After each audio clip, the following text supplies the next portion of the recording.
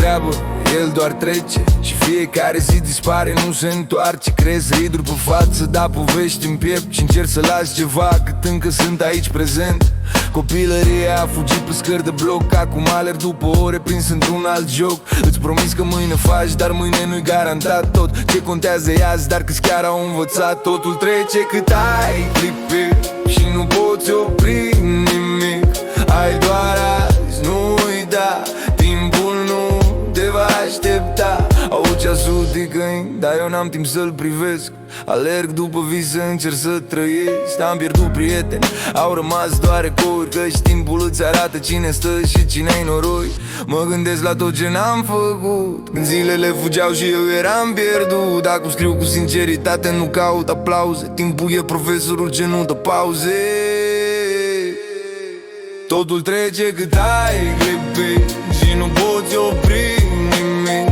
Ai doar azi, nu uita, timpul nu te va aștepta. Totul trece cât ai clipe și nu poți opri nimic.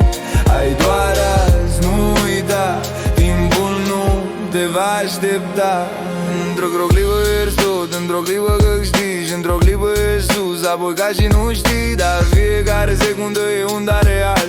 Și timpul nu minte, timpul nu dă semnal. N-ai cum să-l cumperi, n-ai cum să-l oprești, poți doar să trăiești cât încă mai ești. Azi e tot ce contează, nu mâine, nu ieri. Într-o clipă se duce tot dacă nu înțelegi.